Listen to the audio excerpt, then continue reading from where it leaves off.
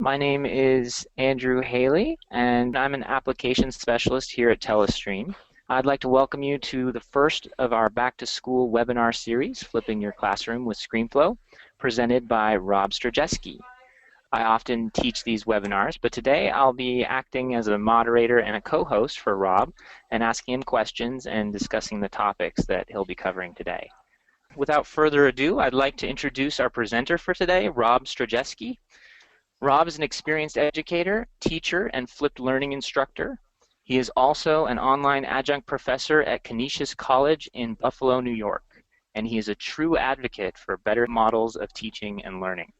Today, Rob is going to talk about flipped learning and what advantages it provides teachers and students. And then he's actually going to show you how to do it in a hands-on demonstration. So I'm very excited to have him with us today. We're very lucky to have him. Rob, welcome, and thanks for being here. Thank you very much, Andrew. I appreciate that. So starting out my background, I have a 14 years experience as a middle school technology teacher at Amherst Middle School. And I would say the last 5 or 6 of those years, I would call myself fully immersed in the idea of flipped learning. In other words, my students were never doing the same thing at the same time, the same way, at the same pace, like they were in plenty of their other classes, which were done in more of a traditional way. The whole concept of flipped instruction is you do the homework portion in class and you do the class, the lecture portion, at home or outside of home, say for example on the bus or during study halls or during off class time. And it's really accomplished by having the tools to do so. The tools I'm going to show you today is ScreenFlow. That's my tool of choice to make my screencasts. The tools the students would use to consume those videos are whatever they had available. We could be talking Chromebooks, Windows desktops, laptops, tablets, Android, iOS, you name it. It was a whole host of things. We really did not have one established platform, which I think is good because then it helps you to work with whatever you have, whatever internet connected devices the students might have. So that's my primary background, my day job, if you will, as a middle school teacher. My night job, or weekend job you could say, is being an online adjunct professor at Canisius College. And here we're working with current teachers and soon-to-be teachers in a graduate program, certifying them to be ed tech specialists in New York State. As Andrew mentioned, I'm a very big advocate of flipped learning and kind of the bigger umbrella, which is blended learning, which means some instruction is done virtually or digitally, and some of it is done face-to-face. I am an advocate of doing both. I don't think we're at that stage yet where we can say, let's get rid of all face-to-face classes and move into the world of online. I think we may get there with generations of students coming through our programs, but we're not there yet. So flipped learning is kind of the best of both worlds, the traditional and the new digital pieces of instruction. My EdTech blog, as you can see at the bottom, is robztraining.com. I've been using that for about 5 years now, and if you're interested, you can subscribe on the right-hand side through email, and you'll get updates when I post things things we're doing in class, recordings from workshops, things like this webinar, and so forth. So on to our next slide. We're going to start with the story. How did I get started with flipped learning? Well, it came in a very non-traditional way. In my mid-30s, it was the first time ever I was called to serve on jury duty. And it wasn't your average jury duty where it's, a couple times out of the classroom and you're done. It was grand jury duty, which means you had a 1-month commitment, 2 to 3 to 4 days per week, different days each week. So very not easy to schedule in advance. You really don't know when you're going to be in class and when you're not. So going back now a couple of years, I think it was 2012 when this happened, I needed to figure out how can I still have my students learn from me when I'm not there so that we're not losing pace. I should mention too, this is in the springtime, like around April or May, when we were learning a lot of new content at the very end of the school year, and I did not want to lose pace. Otherwise, we simply wouldn't finish our projects. So I came across the idea of screencasting, looking at all the different tools that were out there. I even thought of taking the old flip camera, if any of you remember those. I think some are still floating around in schools. And I thought if I put the flip camera on a tripod and put it over my shoulder and capture my fingertips on the keyboard and get the mouse cursor and blah, blah, blah, blah, blah, it became a very technical nightmare, and the quality, of course, was not that good. So screencasting software lets you record exactly what's on your screen in native format, pixel for pixel, so it's nice and clear. Captures your mouse movements and your narration like I'm doing right now. Puts that all together in a nice video. So I always say it's quicker to talk than it is to type. So if I'm going to teach someone something that involves on a computer, I'm going to record them a screencast rather than type out a step-by-step workflow, if you will. So that's my story into it. Now the next slide here is showing you some classroom design considerations. If you go into practically any middle or high school, and at least here in the United States, you're likely going to see a classroom that looks like this. I may age myself here a little bit, but I graduated in 1997, and at that time classrooms looked like this. And if I were to walk in many classrooms nowadays, they still would look like this. But what if you take it even further back and you go back to, say, the 1800s when the formalized school system started? We're still looking at the same kind of scenario. Everyone's looking the same direction. There's one adult facilitator in the room that's supposedly the holder of all the knowledge. And in this picture here, a little retro throwback, they actually have one-to-one devices. You know, we talk one-to-one devices now, but here they do as well, because this is a mathematical device like a computer. However, of course, there's no electricity. But I like to show that comparison between the current day situation and the old school edition. Not much has changed. In fact, someone cynically told me once the reason why this model works well in classrooms is not for what happens during the daytime, but for what happens after school. The custodians can go up and down the rows with their brooms and mops very cleanly to clean the floors. I thought that was kind of a cynical thing, but when you think about it, maybe that's actually some truth to that. So now let's go forward here and get to my actual classroom. This is the classroom, in fact, I just left. I transitioned into an administrative role in a different district now as a director of technology. But for the past 14 years, this is where I lived. You can see around the outside perimeters where the desktop computers are, but that is not where my students spent the majority of class time. Majority of time was spent at the tables where there were not computers, or where sometimes there would be mobile devices such as Chromebooks or tablets. I like to always start and finish class off in a face-to-face format. In the middle of the class, they may be off using those desktop computers either as individuals or in small groups. So a classroom of this nature allows me to group students either as direct instruction, individualized, or a combination, maybe small groups. So that was my home there for 14 years, and it served our purposes very well. A lot of flexible furniture and movement of things would help with that. So my philosophy at the top of this slide is showing you, I believe, and this is just my own theory, that never more than 15% maximum dedicated to direct instruction. I taught mostly 7th and 8th graders, and I would suspect this may change a little bit as you go up and down the spectrum of K-12, but I really think for the attention span of students in a typical 40-minute period, you can't use more than 5 to 7 minutes or so of direct instruction before they start fading off, unless you really are performing, and actually then you're maybe playing the role more of a performer rather than a instructor. So I would like to just get the kids going with the objectives of the day, and then they would be doing what's on the right side of this picture. They would be working together in groups. Sometimes that would facilitate them then to go off into individual responsibilities, like if one person was the note taker, someone else was creating a video, someone else was writing a script, then it might involve some individualized work. But for the most part, the problems and challenges they were solving were always done as small groups. 3 to 5 people was kind of my ideal number. So to facilitate that, my 3 questions at the bottom is, number 1, who's in the driver's seat the majority of the time? You really need to think about that. If it's the students creating something of their own, making a podcast, writing up a movie script, creating a word of the day project. Those are the things that I did as a media production teacher. But the same might apply in a science or an ELA or a foreign language class. If the students know what the objective is and they have the digital tools to do it, they could be accomplishing things without the need to have the teacher be leading the pace. Second piece is, think about you yourself. Which would you prefer as a learner? The passive or the active learning. And it's not possible to have only one style in a classroom. You are going to have both, but that ratio may be able to change depending upon what information the students are learning, whether it's new information or practicing something they've already learned.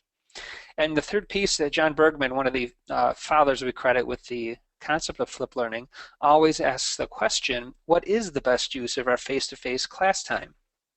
I go back to thinking of my role as a student in sitting in physics class, and I remember writing down notes and just notes after notes after notes. And Well, that was new information. That was one way to have the teacher say it, maybe do a demonstration, have me write things down.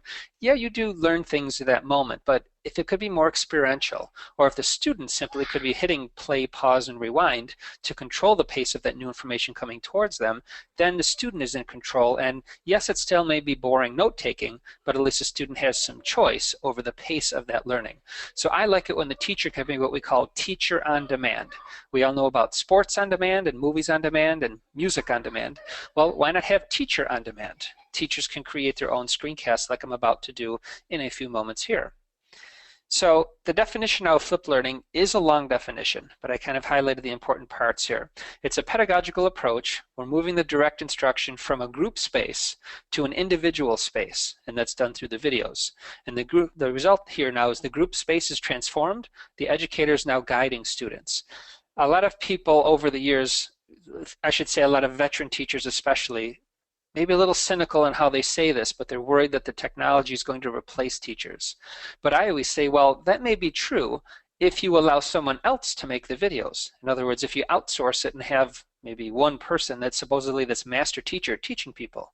But that does not do what we do nowadays where we have relationships with students. I still want to be the one making the videos for my students and now for my teachers, because then they still can connect with me. And yes, I call that outsourcing, but in a sense it's outsourcing yourself to yourself. In other words, you're making a digital replica of yourself, maybe 25 of you if there's 25 kids in the class. So now they're still learning from you, but they're just doing it in a different fashion. They're doing it digitally. So some of my favorite resources now that I teach in a lot of the workshops, ISTE and FETC and face-to-face workshops, people say, well, I like to read books. I learn by listening to podcasts. I'm a watcher of YouTube videos. So what I've provided here for you is a whole list of things, and this will be available to you as well. It'll be emailed out to you. In red at the bottom, I have a shortcut Google link if you're interested to get to the page where you can click on these links. But over the years, I've kind of collected these, and I like to present these at every flipped learning workshop that I teach, because everybody learns in a different fashion. You know, I just driving my car today with my 45-minute commute, I listened to an episode of John Bergman's The Flip Side podcast, which is, you know, a great way to spend the time, but also to learn something at the same time. So I'm a big fan of listening to audio podcasts, but we have a variety of different resources there. Thank you, Rob. That was great. I just want to take a pause here for a brief moment before you go into the hands-on portion of how you might create a flip lesson, just to talk for a moment about flip learning and see if our audience has any questions about it. I'm assuming most, if they're teachers, they're pretty familiar with the term, but there might be some people that are kind of still exploring it or new to it and might want to know a little more about it. So what has been your students' response to flipping your classroom so far? I mean, when you entered into that, you had jury duty and suddenly you were in this new format, and now what I assume ever since then have been kind of using that.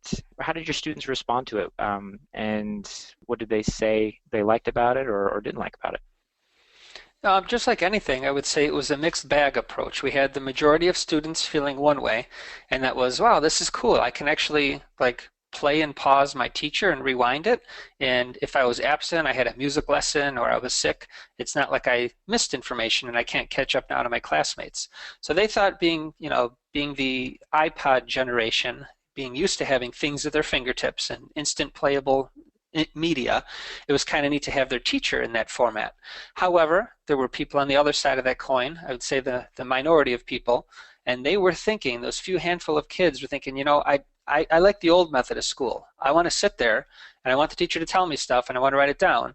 And then I've got this game down pretty good. At the end of the week, I'll just study that information and I'll try to do good on the test. And then it looks like I'm a good student. Looks like I got my head in the right place. But that's the game of school, as I call it, where, and many people refer to that, where if you can go through the motions, and as long as you can do well on the test, it seems like you are intelligent and you've learned something. But with this method, you can't escape it. You can't sit in the back and not really pay attention. You have to pay attention because you're the one now hitting play, pause, and rewind. And so it really puts the ownership of students, putting them in the driver's seat, maybe makes school feel a little bit different for them. And that's going back to around 2011-12. If we fast forward now a couple of years, and I've had a couple of different grade levels of students come through with this, they're starting to ask for that in their other classes.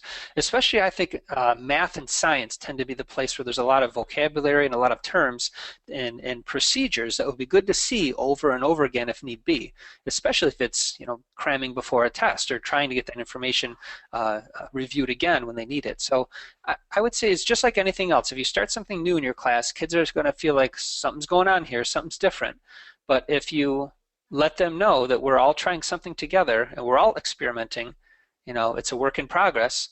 I ended up relying on some of my students to give me the advice about what to change or what not to do for the next batch around. Oh, that's very good. Yeah, and there's a couple questions from the audience. I think what we'll do is maybe just take one or two more, and then we'll move on, and we can circle back to this. It's very interesting stuff.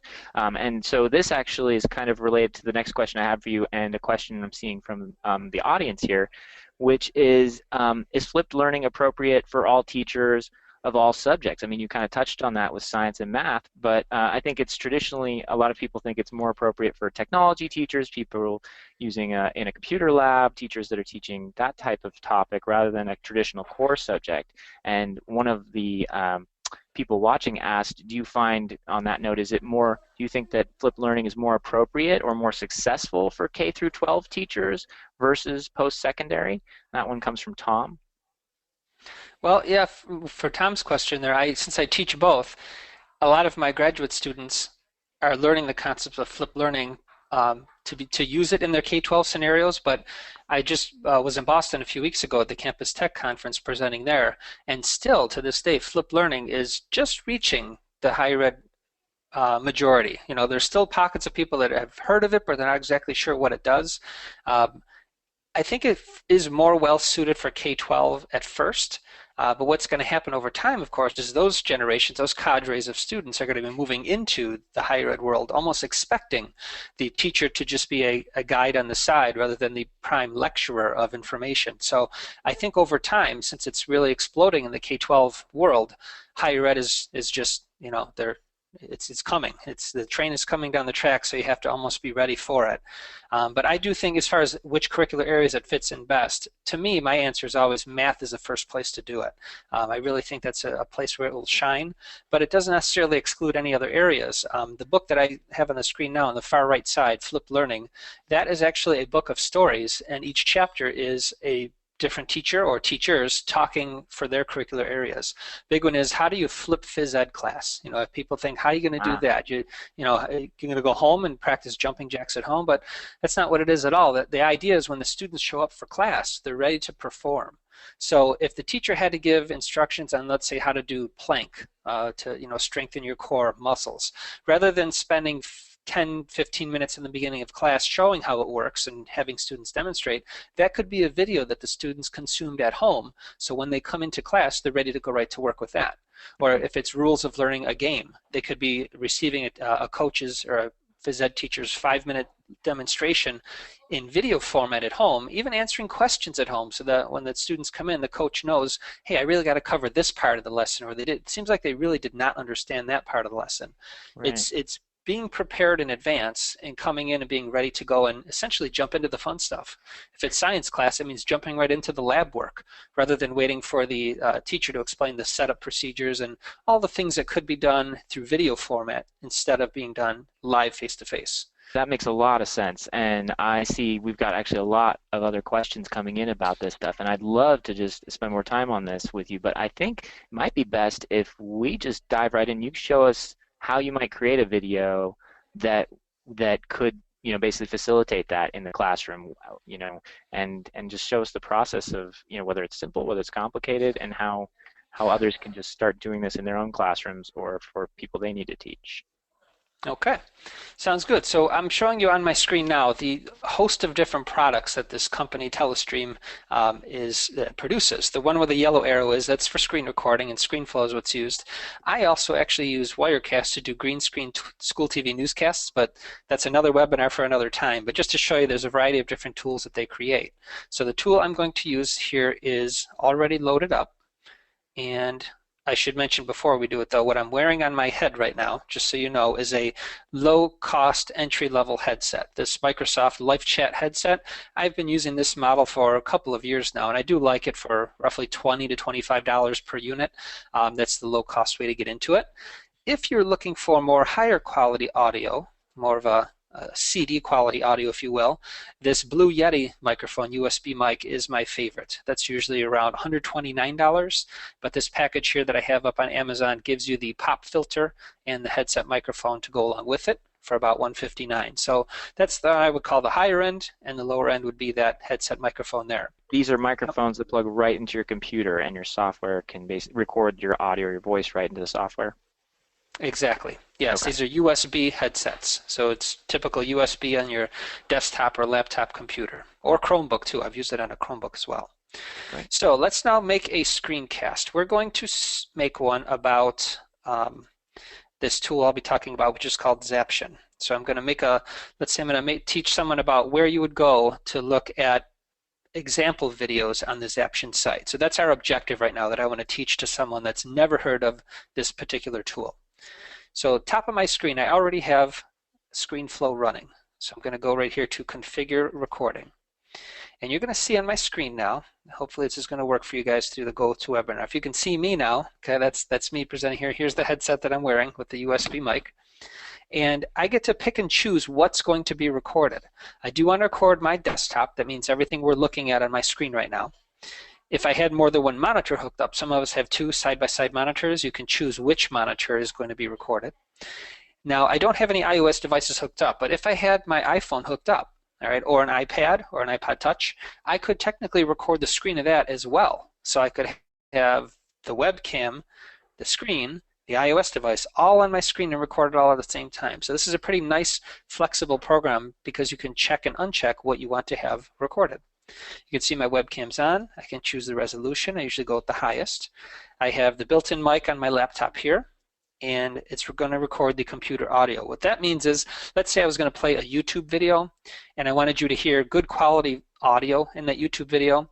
I would have that box checked, because if I didn't, it would rely on this microphone to be close to the speakers on my laptop, and it would sound kind of low quality. So system audio or computer audio is usually something you want checked if you know you're going to be playing video. Now that's a little caveat, because today, because I'm wearing my headset and I'm presenting through GoToWebinar, you're not going to hear what's playing in my ears. I'm going to be hearing my voice talking when I play back my recording. So I'll give you that heads up when I do that, just so that you're not confused as to why you don't hear anything. So I'm ready to record. So I'm going to hit the red button, and I'll get a nice little countdown here. Once it initiates, there it goes. So 3, 2, 1, and now we are recording. So I'm being recorded now. Notice I'm really not caring that I'm saying excess stuff here. So watch what I'm going to do. All right, let's pretend this is the real thing. I'll go in 3, 2. Hi everybody, this is Rob Z, and today I want to show you how to use Zaption. It's a really great tool that allows you to take a YouTube video and put questions along the timeline like you're seeing here. So one thing you have to remember, that by the way was a fake sneeze. One thing you have to remember is to select a video that's not blocked by your school filter. I ran into that problem at school, and I had trouble when I had the students watch it. So do make sure you can play the YouTube video first before you use this tool. So tomorrow's video will talk about how to set up the timeline and put in your questions. That's it for today. Thanks for watching. All right, so now I paused there for a brief moment. I'm going to go look for my stop button up here, and I'll go stop record. So here comes the preview of what we just did. Let me get that prominently up on the screen here. I'm going to zoom in on the timeline a little bit. And notice we have two tracks. The top track is my face talking, my picture video. And on the bottom is the screen recording. All right, so there was a point in here where I did not want to include my initial talkings. So see, I'm hearing myself when I scrub here. You guys aren't hearing that. So there's my 3, 2, 1. So right about there, I can visually see where I said 3, 2, and there's my pause. All I'm going to do is hit this button on the bottom, and what that does is it split that track. So I can say get rid of that and get rid of that. Now I could drag this to the beginning here, or I'll show you a nice little shortcut. You right-click and you say close gap, and it pulls it right back to the 0 mark. So the 0 mark is when I say, hello, ladies and gentlemen, or however I started. Now, there was a point where I did on purpose a fake sneeze, and there it is. I can see my sneeze there. So watch this. I can say right there is before the sneeze, and then right there is after the sneeze. And I can say, get rid of that, get rid of that. Right click, close it, right click, close it. And now I play it back, and you really can't even tell. You can't really tell that I sneezed there. That could be the phone ringing. That could be your child running into the room, which I have mine sitting about 10 feet away from me now. It could have been anything. So I just wanted to prove to you there how easy it is to trim up pieces if you need to along the way. Same thing at the end. I can tell right about there's where I ended, so I could drag it inwards. That's another way to do it. But I like how they give you this at the bottom, that ability to trim it. So I could go much more in depth here. I don't want to do that. This is just a surface level knowledge to show you the idea of recording and editing, and now for publishing. So let's say I've perfected it. I have it the way I'd like. I could have added more pans and zooms and annotations, arrows on the screen, things like that. But again, that's more the advanced level stuff. I'm just keeping it basic today. I want to get this video out so that my students can see it. Now, my preference is using Google Drive. If you're a Google Apps for School user in the K-12 world, and maybe even in higher ed, Google is kind enough to give that to us at no cost. So that means now we can host our videos online with no advertisements. Because it's in Google Drive, I can selectively choose who has access to it. I can revoke that access if I need to. It's a really great thing to be able to use Google Drive for that. So if you notice, one of the places that I can publish to, and they have a bunch of presets in here, is Google Drive. So I would happen to select that. They have a bunch of presets in here for ScreenFlow. I tend to go with either Web High. Sometimes, though, I need a certain setting if I want to make it very crisp, because I happen to be using a MacBook Pro Retina display, which captures a lot of pixels. So I've made my own custom profile in here, if you will, but you don't have to get that technical with it. You can just go with the Web High. And I like to scale it a little bit smaller because, again, of the Retina display, it would be really big video. And then I can say Next. And it will prompt me to ask me which folder in my Google Drive I'd like to put it in. You have some sharing options which can be set here, but again, you can also change it later down the road in case later you decide to make it private or not private or whatever your needs are. And then once I would hit publish, it would send it to Google Drive, and within about 10 to 15 minutes, it would then be viewable by other people. Now, the reason why it takes time is it has nothing to do with this software, but when I send my videos to Google Drive, on Google's end of things, they have to process that video into low, medium, and high resolution. So that takes a little bit of time, and that's on the Google side of things. But again, you don't have to send it there. You could send it to the other places such as YouTube. Some people like to use Dropbox. Facebook is another option. Or you could simply export it as an MP4 video file, dump it right onto your hard drive, and then from there you can put it in a school network drive or in Edmodo or whatever you need to put it. And that's the way that you publish and get the video out to people. So that's the workflow I wanted to show you when it comes to the actual creation of the videos. So we went through this workflow here just to recap it up. I should show you where to download the ScreenFlow trial. I usually just Google the word ScreenFlow and it comes up. But what that looks like is, I have it up ready to show you guys here. So it's telestream.net/ScreenFlow. And then you'll be able to get to the overview page. Download the free trial is here. I recommend it all the time. If you have a Mac, a desktop Mac running Mac OS, and you want to try it out, download it, see how it works for you before you spend the money on how to use it. And I've used a lot of different tools over the years, and that's really, I've settled on using this as my tool of choice. I feel like it runs the smoothest across on my Mac, and it's been a really good tool for me to use. So we talked about the hardware, and I did mention Zaption. Now, I use this for my demonstration here, but I really wanted to show everybody today what Zaption is. I came across it not too long ago. Essentially, you take a video from YouTube, from many different places, and you build questions in along the way. So if I click on one here to show you, in this part of the video, a question will come out, prompting the viewer to answer a question, and then it'll move on. You can even set it so that the viewer cannot fast forward and rewind. Maybe you don't want them to do that. And it will give you analytics about how far along did they watch, what percentage of the video did they watch. So this answers a question which I know might actually come up in a webinar today like this, is how do you know your students are watching the video? when they're at home or they're in a study hall, they're not with you. A tool like this, and there's many, this would be one way to do it, to get the students to, question number one is, who are you? You know, put your first last name in or put in your email address, or create accounts for them here so they have to log in, but they don't have to create accounts. And then you have analytics of if they're getting the content right or wrong and how much they've watched. Another piece that I know usually comes up is what tools can you use on a Chromebook to create? What I just showed you today, ScreenFlow, that does not work on the Chromebook, at least as of yet. Things may change. There's work being done on all software products at all times, but right as of now, if you have a Chromebook, my students have Chromebooks, if they want to make videos, this has been our tool to do that, Screencastify. It is free for up to 10 minutes long of a screencast, and for most students that's plenty, but there are paid features available too for people to do more. The reason why I like this one the most is in their interface you can embed your webcam, so you can have a picture-in-picture of yourself in the corner of the screen while you're making your screencasts. This was actually shown to me by one of my grad school students at Canisius. I didn't know about Screencastify until she showed it to me. So that is a recommendation of mine if you're not on a Mac and you want to try some screencasting tools. Screencastify would be one I would go with. So we covered in my demonstration all these pieces here, basic editing. We got rid of the fake sneeze, exporting to Google Drive or elsewhere. Also posting in your learning management platform of choice. Ours that we use is Edmodo, both at the K-12 level and also at the graduate school level.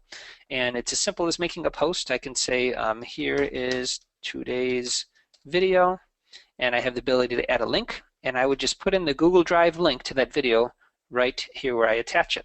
And for me, that's been a very quick way. I call it posting at the speed of thought. You can get your information out there even in the middle of class when you make screencasts or when you make them in advance. And it's the way for the students to see a familiar wall-looking kind of flow and watch a video and reply underneath it with questions and replies. So that's been our learning management platform, but I know there's plenty out there besides Edmodo that people are using. All right, go ahead, Andrew.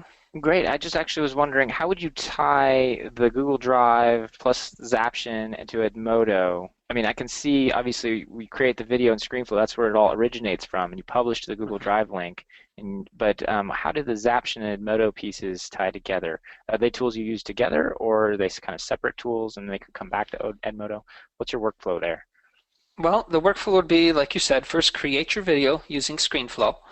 Then upload your video to, in my case, Google Drive, but you could also send it to YouTube. And then that's when Zaption comes in. You're going to use an interface that looks like this on my screen here. Choose the video, add it into the little clip roll here, and then you get to add in the little questions along the timeline. Once this is created, there is a button here, the orange one, if you can see it, that says Publish. That provides a link, and all you simply have to do is paste that link onto the Edmodo wall.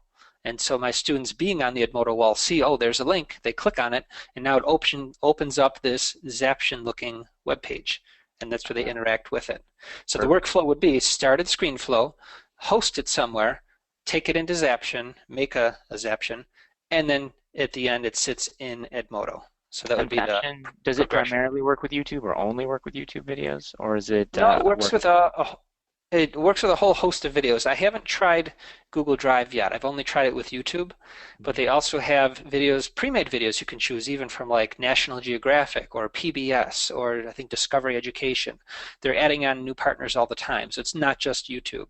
Okay. But I think of it as, you know, why use somebody else's video when you could use your own, or even a combination, because you can add multiple videos in a Zaption project, and maybe it starts with a video of me teaching something, but then it goes to a clip from somebody on YouTube that maybe teaches it better than I do, and then it comes back to me, and you get the idea. You can build your clips however you choose, whether it's somebody else's videos or your videos. And then you can build your assessments right into the videos themselves using Zaption.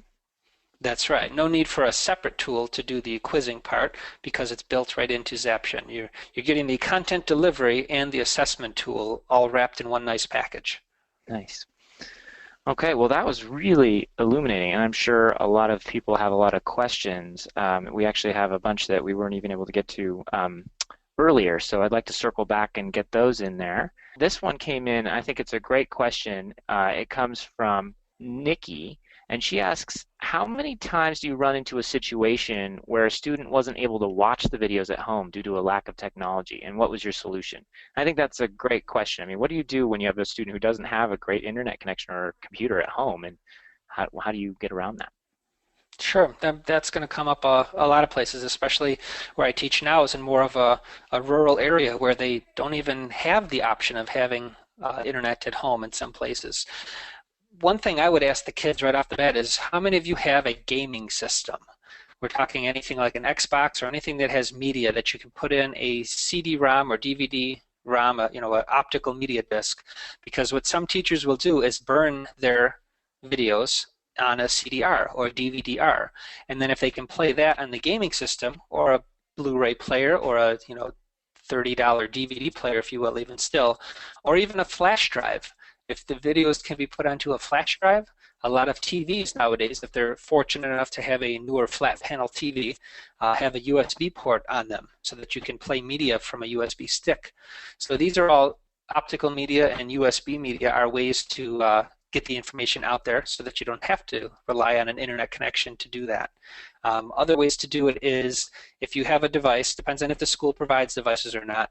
When the student is at school on Wi-Fi, they download that device in offline mode. I know specifically the Google Drive app on both iOS and Android has the ability to flip a little switch on a video clip when you're on Wi-Fi that says keep in offline mode, and by doing that it downloads it to the local device. So now when you're not on Wi-Fi you can play it back.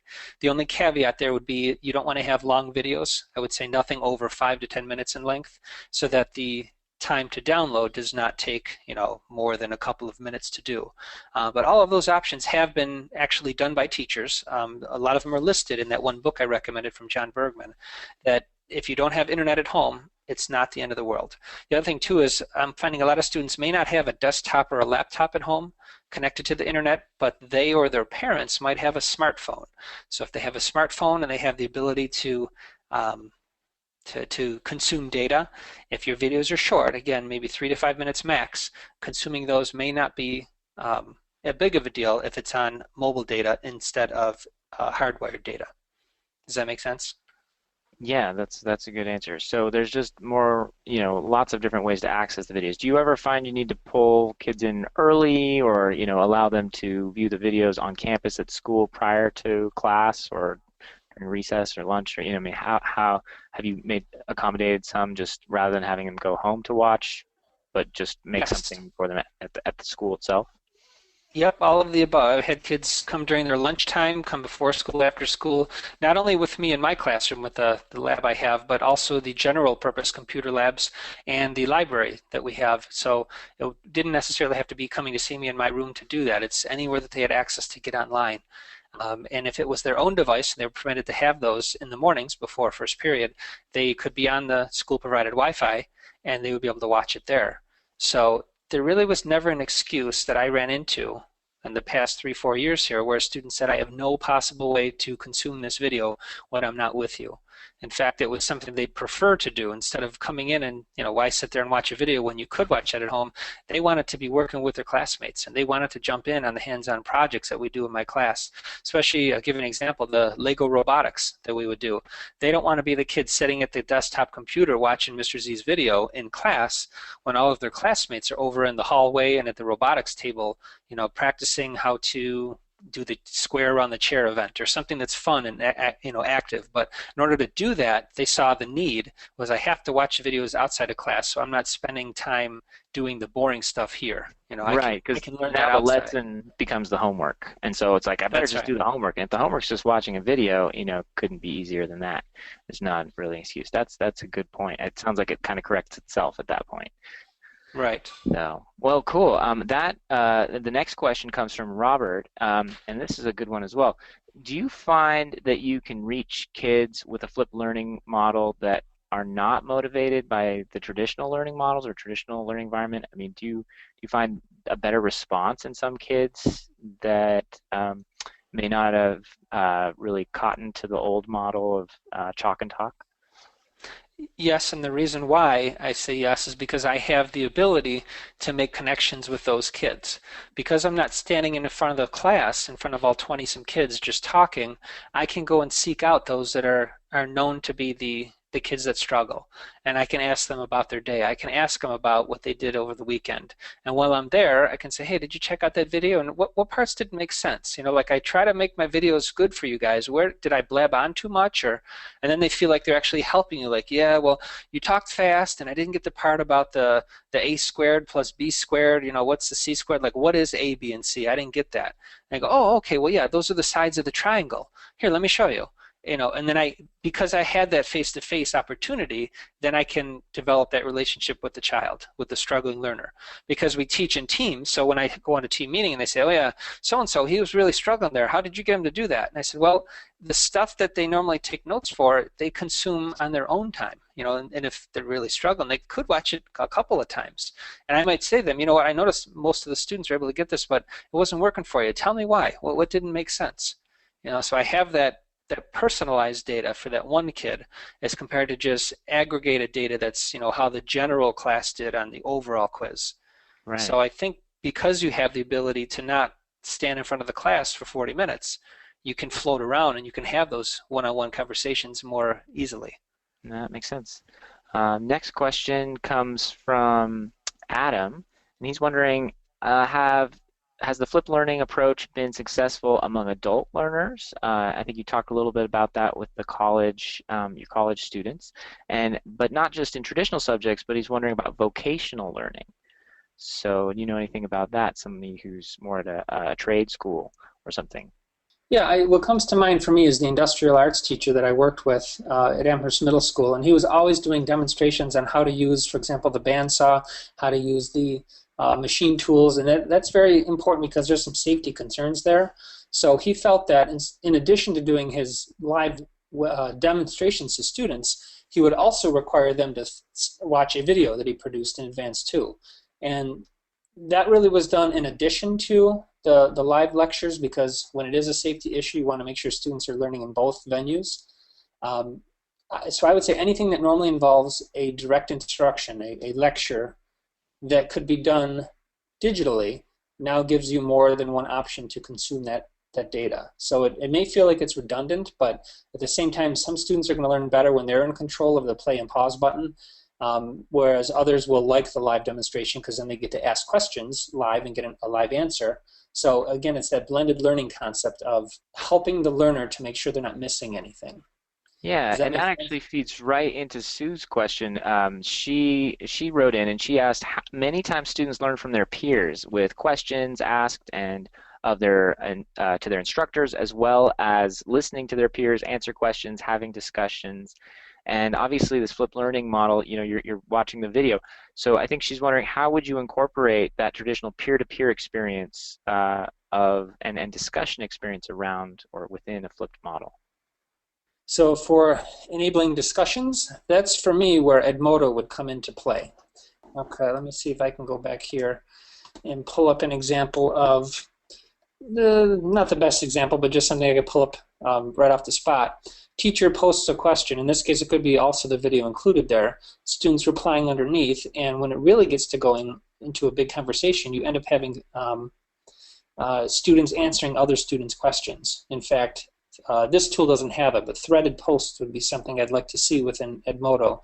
But because I use Edmodo so much, it's easy to reply back to somebody in specific. So if I was going to write back to Mrs. Baseham, you know, I might follow the idea of doing the at, that kind of idea, and then replying back to them. So if you're going to do a digital discussion back and forth, I've had great success using Edmodo to do that.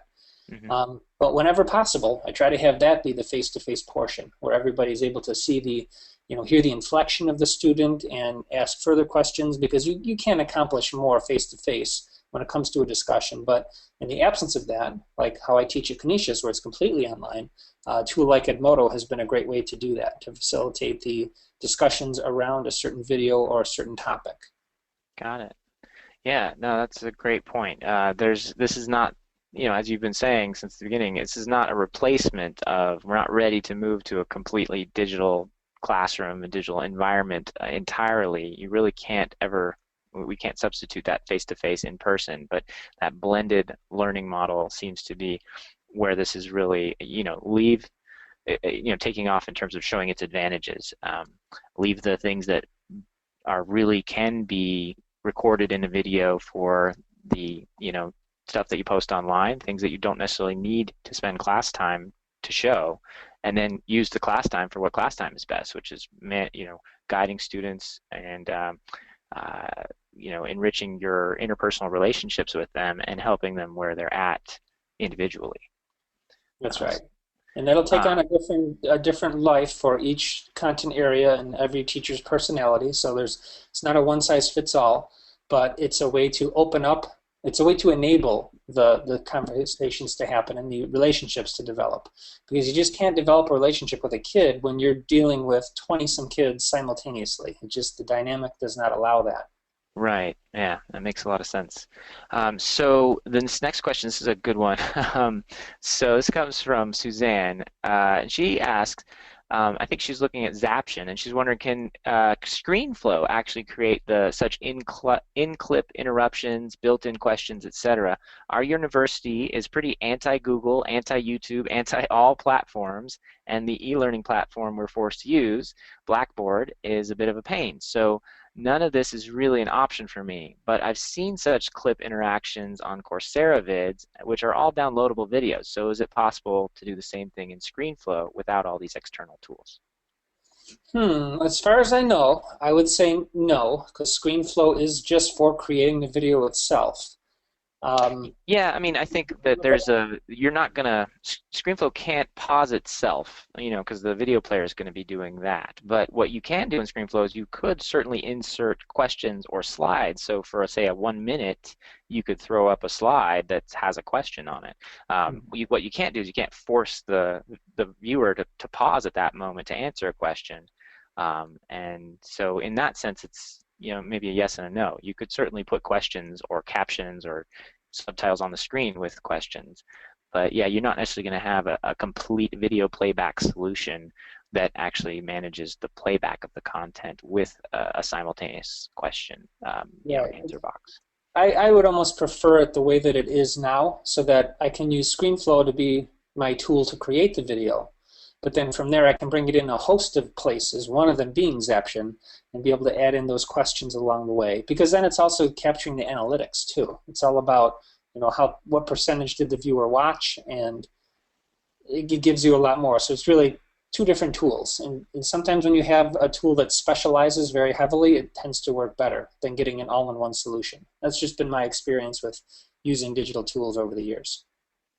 Yeah, that's a good point. And I think that obviously, as you said, it can never be a one size fits all. Every teacher is going to need to adapt these tools to what works best for them, their style, their subject matter and content, and what goals they want to accomplish for their students. Exactly. So yeah, with that, we'll go on to our next question. We've got a lot of questions here. This is really good. This is from Dan.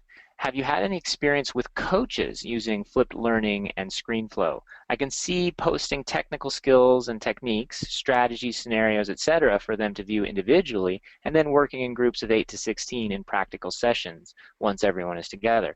I'd be interested in connecting with anyone who has used a similar method of learning, and it sounds like Dan's interested in sort of this as a tool for teaching sports or teams or team collaboration. For that, I'm thinking you would use your smartphone to video clips of maybe someone doing a golf swing or a push-up or swinging the baseball bat. So you capture live motion video with your device, and now you would take that video and bring it into the timeline of ScreenFlow, because from that point, then you could add in your audio narration on top. You could chop up the clips and edit the pieces out that you don't need. You could zoom in really close to show detail, like maybe how the hands are holding the bat. You could draw arrows on top of the screen as well to draw the viewer's attention. So I think that would be a workflow that I would use if I was a coach. I would use my smartphone or my tablet to shoot video clips and then bring them into ScreenFlow on the desktop and do all my editing work there. Yeah, that's a good point. Yeah, it's your webcam or your computer screen isn't good for all types of content. Right. This is not, yeah, my demonstration today was just recording the screen of my laptop. But like he's saying, in some cases you want to be out and about in the world with a camera. And since many of our smartphones have very decent cameras on them now, that could be the way to capture the footage that you're going to edit over later. Good point. So the next question comes from Michael, and he asks, how many computers can use the academic license for ScreenFlow before a second, third, or fourth license must be purchased? And so I actually can probably answer that, Rob, Okay. if you don't mind. I think we make academic licenses available, and if you're, you could contact our sales team. You need to purchase a set for a whole series of computers in your lab or in your classroom, and we can give you discounts on that. But in general, one license equals one computer. There's some exceptions with that. If, for example, you buy through the Apple App Store, I believe Apple, the way their license agreement works is you can buy a single copy and install on up to 5 personal computers that way. So they do a bit of a different licensing model. But again, the App Store doesn't allow for things like upgrades and things like that, which we do through the Telestream store. So a couple differences there. But if you have more questions about how to get ScreenFlow for your class or your school, just contact our sales team at telestream.net, and we can totally assist you with that and get you a quote or anything like that, Michael. So next question, can students view Zaption videos on their phones or mobile devices? So does the Zaption platform work only on computers or Chromebooks or in the browsers, or can you do the same thing on a phone? Can the students watch it from their mobile devices? Yes, it does have iOS and Android. I'm trying to find the link for it here, where you can download the apps for your device, and you can watch them that way. Mm-hmm. You can also watch them directly in a browser. So if you have an iPad, you can use the Chrome browser, and that would work just fine. But I've played around with the apps a little bit. Oh, here they are. Help Center article. Yep. So let's see. It has an Apple. Does it have Android though? That might not exist. Yeah, it looks like we're talking just iOS. Okay, that's good to know. So at Oh, the moment, Android, but not yet. They don't not have yet. not Android yet, but at this point, it's available in the App Store. Okay, well, that's good to know. The next question is coming from David, and I think you might have spoken of this way at the beginning, but he's wondering about the percentage of flipping. I think what he means is 50-50. He's talking about the amount of video versus interaction, or how much of your content should you flip. And you spoke a little bit about how you don't think more than about 15% of class time should be used for direct instruction, passive Right. learning, like you called it. Right. Does that apply to the videos as well? Like, do you try to keep your videos, as you say, 5 to 7 minutes or under, assuming a 45-minute class time would be normal? Well, the videos aren't necessarily meant to be watched during class time, so I wouldn't have that same restriction there. For me, the 15% that I was talking about was standing in front of the kids doing whole class direct instruction. When it comes to videos, they usually recommend you take the student's age and you multiply by 2. So if you are a 10-year-old, roughly says 20 minutes maximum, but I still feel like that's kind of heavy. A more maybe a 1 to 1.5 multiplier would be for the student's age. If the child was 8 years old, I wouldn't expect him to watch much more than an 8 to 10 minute video. So I guess more realistic from what I've done is about 1 minute per age level for the child. So if you're teaching 15-year-olds, they probably can handle a 15-minute video, but a 7-year-old really can't handle more than 7 minutes. So that's just a general guideline. But again, it depends on how engaging that video is. And if there are questions built in along the way, that does kind of break it up so it doesn't feel like you're just watching passively a video, but you have some active learning going on. And there are Right. some teachers that teach students how to take notes while they're watching a video. They'll actually directly teach that. And The Flip Side by John Bergman, that podcast, is a great place to listen to 10-minute episodes. Let's see if I can find it quick. probably this link right here. And he covers this type of thing all the time. You know, what do you do to verify students are watching? Let's see if it shows up here. So there's some really good episodes to check out here. Yeah, I don't want to have to log in right now. Or perhaps it's the second link down. So I would listen to some of his podcasts. Yeah, these are the ones here. They're never more than 10 minutes, and he talks about that kind of thing all the time, about how to gauge the length of time, how to teach kids to take notes, actually how to teach kids to watch video, because it's different than watching a TV program. It's a different kind of consumption. It's a lean forward experience, not a sit back experience, if you will. It's watching with a purpose. Send me that list of questions. I'll try to address what I can, put the answers up here maybe on my blog. So if everyone wants to check out robsattraining.com, upper right-hand corner, they can subscribe to get those updates.